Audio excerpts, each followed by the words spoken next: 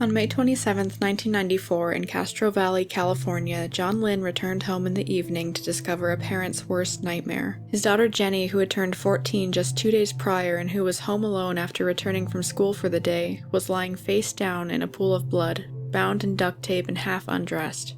He first made a panicked call to his wife, Mei Lan, but upon being forwarded to her voicemail, called 911 and was told to start performing CPR. To his horror, John found that Jenny had no pulse. Soon Mei Lan returned home, and after the police arrived at the scene, the couple was escorted outside so that the investigation could begin. Jenny had been murdered, stabbed to death in the safety of her own home. Palomares Hills, the neighborhood which the Lin family called home at the time, was a relatively new development in Castro Valley.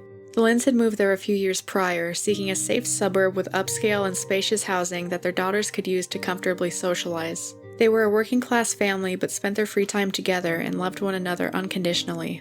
Jenny was the younger of the two Lin daughters and was, by all accounts, a model citizen. She was friendly and well-liked by her peers, a bubbly young girl who loved to play the viola and spend time with her friends and family. She had no enemies, and along with her older sister Rhoda, was adored by her parents, John and Mei Lan Lin. She enjoyed watching episodes of Star Trek: The Next Generation with her family, and she was looking forward to seeing The Lion King when it premiered in theaters that June.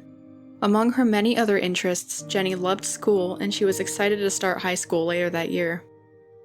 The morning of May 27, 1994 began like any other. It was a Friday, so John dropped Jenny off at school before heading to work. His and his family's days went on as usual, and Jenny returned home from school later that afternoon. In the evening, she spoke on the phone with a friend, as she often did, with the call ending around 5:15 p.m.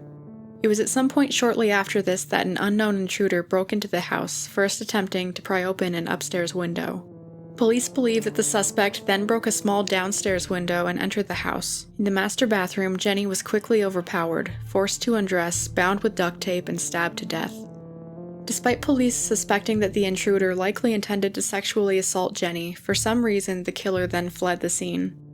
John Lin called home around 5:30 p.m. but received no answer. He returned home around an hour later at 6:45 and found Jenny, who was already dead at the scene. The ensuing investigation brought a whirlwind of emotions to the Lin family, but between the grief and horror that they suddenly found themselves faced with, the biggest question always seemed to be, why? Why was Jenny targeted, and who could have had it in them to commit cold-blooded murder against a young girl who was a bright light in the lives of so many people? And we are on our way to the Smithsonian Museum. And this is Jennifer Lin, live from the Capitol. Though the house remained mostly untouched, investigators did find a few oddities. There was the upstairs window which someone had attempted to pry open, and the broken window downstairs that had been hastily covered with a curtain.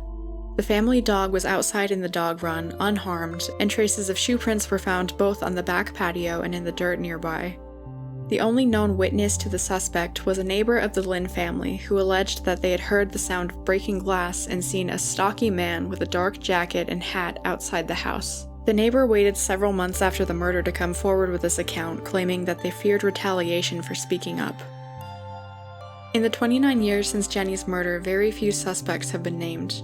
15 days prior to her death, John Lin was approached in the parking lot by a stranger at a Bay Area rapid transit station, who told him, "I have a proposition for you.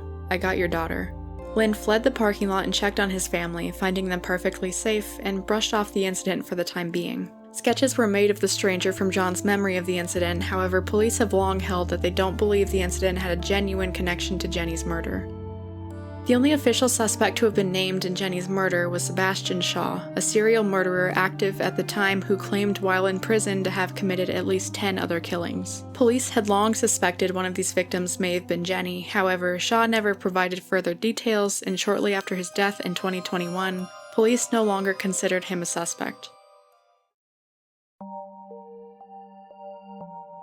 The same year as Jenny's death, John and Mei Lan Lin worked to incorporate the Jenny Lin Foundation, which supports young musicians and advocates for community safety and awareness of crimes against children.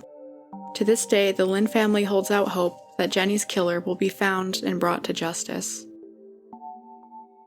This is Mommy Lin, live from right next to me. This is the Gettysburg Address that Lincoln said at Gettysburg.